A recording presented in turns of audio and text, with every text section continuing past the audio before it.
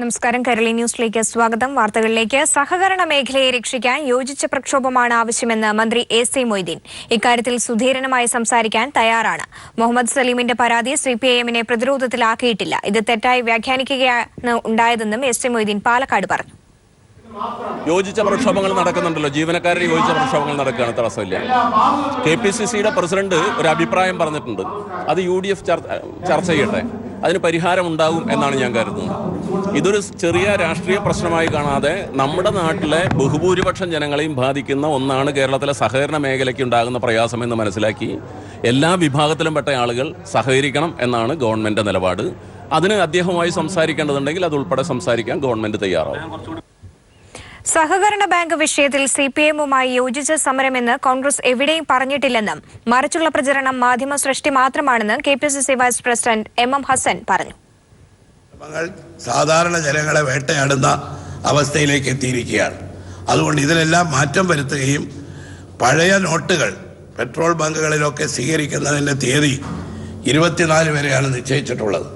ഇതിലെല്ലാം ഒരു മാറ്റം വരുത്തണം. കാരണം അല്ലെങ്കിൽ ജനങ്ങളുടെ ബുദ്ധിമുട്ട് 10 മടങ്ങ് വർദ്ധിക്കും.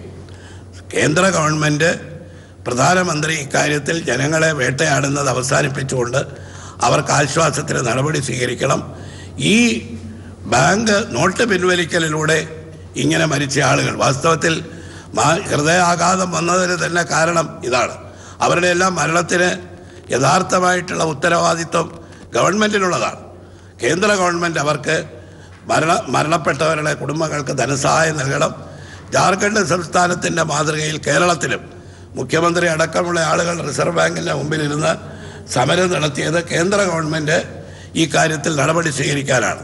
സംസ്ഥാനത്തെ ജനങ്ങൾക്കുണ്ടാകുന്ന ബുദ്ധിമുട്ട് പരിഹരിക്കാൻ എല്ലാവിധ നടപടികളും സ്വീകരിക്കുമെന്ന് മുഖ്യമന്ത്രി. നോട്ട് പ്രതിസന്ധിയെ തുടർന്നുണ്ടായ പ്രശ്നങ്ങൾ ധനകാര്യമന്ത്രിമാരുടെ യോഗത്തിൽ ഉന്നയിക്കുമെന്ന് ധനമന്ത്രി ഡോക്ടർ തോമസ് ഐസക്. സഹകരണ മേഖലയിലെ പ്രശ്നങ്ങൾ മറ്റ് സംസ്ഥാനങ്ങളിലെ ധനമന്ത്രിമാരുടെ ശ്രദ്ധയിൽപ്പെടുത്തുമെന്നും തോമസ് ഐസക് ദില്ലിയിൽ പറഞ്ഞു. ഈ യോഗത്തിൽ കേരളം ഇന്നത്തെ കറൻസി പിൻവലിക്കലുമായി ബന്ധപ്പെട്ട് സംസ്ഥാന സർക്കാർ വലിയ വിഷമത്തിലാണ്. ഈ മാസത്തെ ശമ്പളം കൊടുക്കാൻ പറ്റുമെന്നല്ല, അതിൻ്റെ അപ്പുറം എന്ത് ചെയ്യാൻ പറ്റുമെന്ന് അറിയത്തില്ല.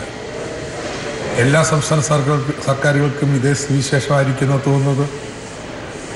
അതുകൊണ്ട് മറ്റ് സംസ്ഥാന ധനമന്ത്രിമാരുമായിട്ട് സംബന്ധിച്ച് ആശയവിനിമയം നടത്തും. സംസ്ഥാനത്തിനുണ്ടായ വരുമാനയോട് നികത്തി തരണമെന്ന് കേന്ദ്രത്തോട് ആവശ്യപ്പെടും. നിശ്ചയമായിട്ടും സഹകരണ ബാങ്കിനെ കുറിച്ചും ധനമന്ത്രിയോട് സംസാരിക്കും. സഹകരണ ബാങ്കിൻ്റെ പ്രശ്നം അനുഭാവപൂർവ്വം നോക്കിക്കാണാമെന്നാണ് ധനമന്ത്രി അന്ന് പറഞ്ഞത്. അതിനെ സംബന്ധിച്ച് ഇന്നും തവണ വീണ്ടും ചർച്ച നടത്തും. ഇല്ലെങ്കിൽ നിയമപരമായിട്ടുള്ള നടപടിയും പ്രക്ഷോഭ മാർഗങ്ങളും എല്ലാം ഇന്ന് കേരളത്തിൽ സ്വീകരിക്കുന്നുണ്ട്. അതിൻ്റെയൊക്കെ സന്ദേശം ഡൽഹിയിൽ എത്തിക്കാണമെന്ന് പ്രതീക്ഷിക്കുന്നു. സംസ്ഥാന ധനമന്ത്രിമാരുടെ യോഗം ദില്ലിയിൽ പുരോഗമിക്കുന്നു. കേരളത്തെ പ്രതിനിധീകരിച്ച് ധനമന്ത്രി തോമസ് ഐസക് യോഗത്തിൽ പങ്കെടുക്കുന്നു. നോട്ട് അസാധുവാക്കിയതിനെ തുടർന്നുണ്ടായ പ്രതിസന്ധിയാണ് യോഗത്തിലെ പ്രധാന ചർച്ചാ വിഷയം. രാജ്യത്ത് കറൻസി പ്രതിസന്ധി രൂക്ഷമായി തുടരവേ ഇന്ന് ബാങ്ക് അവധി. 1000, 500 നോട്ടുകൾ അസാധുവാക്കിയതിന് ശേഷമുള്ള ആദ്യ ബാങ്ക് അവധിയാണിത്. തുടർച്ചയായി 11 ദിവസം പ്രവർത്തിച്ചതിന് ശേഷമാണ് ഇന്ന് ബാങ്കുകൾ അവധിയാകുന്നത്. ജനങ്ങളുടെ ദുരിതം പരിഹരിക്കാൻ ATMകളിൽ പരമാവധി പണം നിറച്ചിട്ടുണ്ടെന്നാണ് ബാങ്കുകൾ പറയുന്നത്. എന്നാൽ ഇത് പൂർണ്ണമായും ഫലപ്രദമായേക്കില്ല. ചെറിയ നോട്ടുകളുടെ അഭാവം ഇന്നും ജനത്തിനെ ബുദ്ധിമുട്ടിക്കും. നോട്ട് പിൻവലിക്കൽ തീരുമാനത്തിന് പിന്നാലെ രാജ്യത്തെ പഴം പച്ചക്കറി വിപണിയിൽ വിൽപ്പന കുത്തനെ ഇടിഞ്ഞു. പച്ചക്കറി സ്വീകരിക്കാൻ വിതരണക്കാർ മടിക്കുകയാണ്. ഇതോടെ വിളയിറക്കാൻ പോലുമാകാതെ കർഷകരുടെ ദുരിതം വർദ്ധിച്ചു.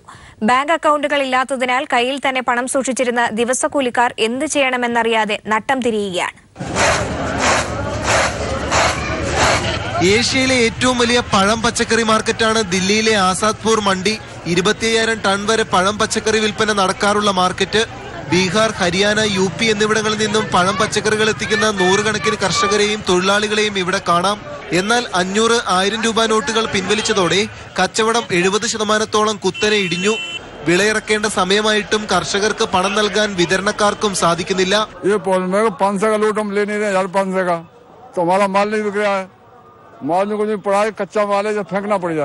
ചില്ലറക്ഷാമം രൂക്ഷമായതോടുകൂടി പച്ചക്കറി പഴം മാർക്കറ്റുകളിലേക്കുള്ള ആവശ്യക്കാരുടെ തിരക്കും കുത്തനെ കുറഞ്ഞു. ഇതോടെ മിക്ക കച്ചവടമുണ്ടായിരുന്ന കടകളും പൂട്ടിയിരിക്കുന്ന അവസ്ഥയാണ് കടകളിൽ കാണാനാകുന്നത്. പ്രാഥമിക വിദ്യാഭ്യാസം പോലും നേടാൻ കഴിയാത്ത ബാങ്ക് അക്കൗണ്ട് എന്താണെന്ന് പോലും അറിയാത്തവരാണ് ദിവസക്കൂലിക്കാരായ തൊഴിലാളികൾ. അക്കൗണ്ടുള്ള തൊഴിലാളികൾ അത് സ്വദേശമായ ബീഹാറിലും പഞ്ചാബിലുമാണെന്നത് ചൂണ്ടിക്കാട്ടുന്നു. बिहार में खाता है तो उसमें हम लोग वो रियानी से डालते हैं पैसे, और क्या कर सकता हूँ. अभी कोई 500 का नोट नहीं ले रहा है, 1000 का नोट नहीं ले रहा है. हम लोग मजदूर आदमी हैं, क्या करें. കയ്യിൽ സൂക്ഷിച്ചിരിക്കുന്ന പഴയ നോട്ടിന് കമ്മീഷൻ ഈടാക്കി പുതിയ നോട്ടുകൾ നൽകുന്ന മാഫിയകളും മാർക്കറ്റിൽ സജീവമായി കഴിഞ്ഞു. क्योंकि हम गरीब के पास खाता नहीं है और 1500 का नोट हम कहाँ दें, किसको दें, उसमें से 200 रुपए कट रहा है. ജൻധൻ യോജനയിലൂടെ എല്ലാവർക്കും ബാങ്ക് അക്കൗണ്ടുകൾ നൽകിയെന്ന അവകാശവാദത്തോടെയായിരുന്നു സർക്കാരിന്റെ കള്ളപ്പണം വെളുപ്പിക്കാനുള്ള പുതിയ നീക്കം. എന്ന ഈ തീരുമാനവും ദുരന്തത്തിലാക്കിയത് സാധാരണ ജനങ്ങളെയാണ് എന്ന് വ്യക്തമാക്കുകയാണ് ഏഷ്യയിലെ ഏറ്റവും വലിയ പഴം പച്ചക്കറി മാർക്കറ്റിൽ നിന്നും. ക്യാമറാമാൻ ഗോപി കടവല്ലൂരിനൊപ്പം Manushankar, news bureau, Delhi. Note പ്രതിസന്ധി സഹകരണ ആശുപത്രികളിലും. ശസ്ത്രക്രിയ വരെ മാറ്റിവെക്കേണ്ട അവസ്ഥയിൽ ആശുപത്രികൾ. ജീവനക്കാരുടെ ശമ്പളവും അനിശ്ചിതത്വത്തിലായി. സംസ്ഥാനത്തെ മറ്റു സഹകരണ പ്രസ്ഥാനങ്ങളെ പോലെ വെട്ടിലായിരിക്കുകയാണ് സഹകരണ ആശുപത്രികളും. വലിയ തോതിലുള്ള വായ്പകൾ സ്വീകരിച്ചാണ് പലയിടങ്ങളിലും സഹകരണ ആശുപത്രികൾ ആരംഭിച്ചതും ആധുനിക ഉപകരണങ്ങൾ വാങ്ങിയതും. എന്നാൽ എടുത്ത വായ്പ തിരിച്ചടയ്ക്കേണ്ടത് എങ്ങനെയെന്ന അനിശ്ചിതത്വത്തിലാണ് ആശുപത്രികൾ.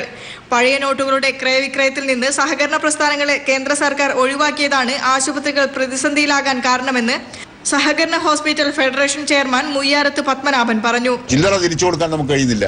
പലർക്കും കാശ് നമ്മുടെ അടുത്ത് ഫണ്ട് അടക്കാതെ പോകുന്ന സാഹചര്യം ഉണ്ടാകുന്നുണ്ട്. ഇതൊക്കെ നാട്ടിൽ അറിയുന്ന ആളുകളായതുകൊണ്ട് നമുക്ക് അവരുടെ അടുത്ത് വാങ്ങാമെന്നുള്ള ഒരു വിശ്വാസത്തിലാണ് നമ്മൾ നിൽക്കുന്നത്. OPയിലുള്ള രോഗികളുടെ വരവ് ഏകദേശം പകുതിയിൽ താഴെയായി കുറഞ്ഞിട്ടുണ്ട്. ജീവനക്കാർക്ക് ഇപ്പോൾ 10 ദിവസം കഴിഞ്ഞാൽ ശമ്പളം കൊടുക്കണമല്ലോ. ആ ശമ്പളം എങ്ങനെ കൊടുക്കണമെന്നുള്ളതിനെ പറ്റി യാതൊരു ഐഡിയ ഇല്ല. ശസ്ത്രക്രിയ പോലും മാറ്റിവെക്കേണ്ട രീതിയിൽ ആശുപത്രികളുടെ താളം തെറ്റിയതിനാൽ ജീവനക്കാർക്ക് എങ്ങനെ ശമ്പളം നൽകുമെന്ന പ്രതിസന്ധിയിലാണ് ആശുപത്രികൾ. News bureau, Kozhikode. തിരികെ വാർത്തയിലേക്ക്. ശബരിമലയുടെ അടക്കം തിരുവിതാംകൂർ ദേവസ്വം ബോർഡിന്റെ എല്ലാ അക്കൗണ്ടുകളും ധനലക്ഷ്മി ബാങ്കിൽ നിന്നും മറ്റൊരു ബാങ്കിലേക്ക് മാറ്റുന്നു. വിജിലൻസിന്റെ ത്വരിതാന്വേഷണം നേരിടുന്ന ദേവസ്വം ബോർഡിലെ ഒരു ഉന്നത ഉദ്യോഗസ്ഥന്റെ ഇടപെടലിനെ തുടർന്നാണിത്. ഈ ഉദ്യോഗസ്ഥന്റെ സഹോദരന് വേണ്ടിയാണ് അക്കൗണ്ടുകളും സ്ഥിര നിക്ഷേപങ്ങളും മറ്റൊരു ബാങ്കിലേക്ക് മാറ്റുന്നത്. ശബരിമലയിലേതടക്കം തിരുവിതാംകൂർ ദേവസ്വം ബോർഡിന്റെ എല്ലാ അക്കൗണ്ടുകളും ധനലക്ഷ്മി ബാങ്കിൽ നിന്നും മറ്റൊരു ബാങ്കിലേക്ക് മാറ്റാനാണ് തീരുമാനിച്ചിരിക്കുന്നത്. ഇതിനകം 1 കോടിയോളം രൂപ വരുന്ന 3 നിക്ഷേപം മാറ്റിയെന്നാണ് സൂചന. കാലാവധി തീരുന്ന മുറയ്ക്ക് മറ്റ് സ്ഥിര നിക്ഷേപങ്ങളും മാറ്റാനാണ് നീക്കം. ഉന്നത ഉദ്യോഗസ്ഥന്റെ പ്രത്യേക താൽപര്യപ്രകാരമാണ് ഇപ്പോഴത്തെ ഈ നടപടി. മുൻ UDF സർക്കാരിന്റെ കാലത്ത് അക്കൗണ്ടും മറ്റ് നിക്ഷേപങ്ങളും മാറ്റാൻ പലതവണ ശ്രമം നടത്തിയിരുന്നു. കോൺഗ്രസ് നേതാവായ മുൻ മന്ത്രിയുടെ മൗനാനുവാദത്തോടെയായിരുന്നു നടപടിയും. എന്നാൽ ജീവനക്കാരുടെയും മറ്റും പ്രതിഷേധമുയർന്നതോടെ നീക്കം ഉപേക്ഷിക്കുകയായിരുന്നു. ഇതിനു പിന്നാലെയാണ് കോൺഗ്രസ് അനുഭാവിയായ ഉന്നത ഉദ്യോഗസ്ഥൻ നേരിട്ടിടപെട്ട സമ്മർദ്ദം ചെലുത്തി വീണ്ടും അക്കൗണ്ട് മാറ്റുന്നത്. നിലവിൽ ധനലക്ഷ്മി ബാങ്കിന്റെ നന്ദൻകോട് ശാഖയിലാണ് തിരുവിതാംകൂർ ദേവസ്വം ബോർഡിന്റെ അക്കൗണ്ടുകളുള്ളത്. ശബരിമലയിലും കഴിഞ്ഞ 3.5 പതിറ്റാണ്ടിലേറെയായി ധനലക്ഷ്മി ബാങ്കിലാണ് ഇടപാടുകളും. ഇത് മറ്റൊരു ദേശസാൽകൃത ബാങ്കിലേക്കാണ് മാറ്റാൻ തീരുമാനം. നന്ദൻകോട് നിന്നും ഏറെ അകലെ പൂജപ്പുരയിലെ ശാഖയിലേക്കാണ് അക്കൗണ്ടുകളും സ്ഥിര നിക്ഷേപങ്ങളും മാറ്റുന്നതും. 7.5% പലിശ നൽകുമെന്ന ഉറപ്പിന്മേലാണ് ഇത്തരത്തിൽ അക്കൗണ്ടുകൾ മാറ്റുന്നത്. എന്നാൽ അടുത്തിടെ മാറ്റിയ 1 കോടി രൂപയ്ക്ക് 7.4% പലിശ നൽകിയിരുന്നുള്ളൂ. ഇതോടെയാണ് സംഭവം വിവാദമായതും. അക്കൗണ്ടുകൾ മാറ്റുന്നതടക്കം പല സുപ്രധാന തീരുമാനങ്ങളും ബോർഡ് അധികൃതർ ഏകപക്ഷീയമായി കൈക്കൊള്ളുന്നുവെന്ന ആക്ഷേപവും ശക്തമാണ്. News bureau, Sannidhanam. ലോക പൈൽസ് ദിനത്തോടനുബന്ധിച്ച് കൊച്ചി അൽഷിഫ ഹോസ്പിറ്റലിൽ ഇന്നു മുതൽ മലദ്വാര ക്യാൻസർ പരിശോധനാ വിഭാഗം പ്രവർത്തനം തുടങ്ങും. അൽഷിഫ MD ഡോക്ടർ ഷാജഹാൻ യൂസഫ് കൊച്ചിയിൽ വാർത്താസമ്മേളനത്തിൽ അറിയിച്ചതാണ് ഇക്കാര്യം. പ്രവാസി മലയാളികൾ, IT പ്രൊഫഷണലുകൾ, വികലാംഗർ, BPL കാർഡ് ഉടമകൾ എന്നിവർക്ക് ചികിത്സാ ഇളവ് നൽകും. 3000 രൂപ ചെലവ് വരുന്ന ഡിജിറ്റൽ റെക്ടൽ സ്കാനിംഗ് മുഴുവൻ രോഗികൾക്കും ഡിസംബർ വരെ സൗജന്യമാക്കിയിട്ടുണ്ടെന്നും അൽഷിഫ MD അറിയിച്ചു. Doctor PC Joseph, doctor Dileep, Sunilkumar എന്നിവരും വാർത്താസമ്മേളനത്തിൽ പങ്കെടുത്തു.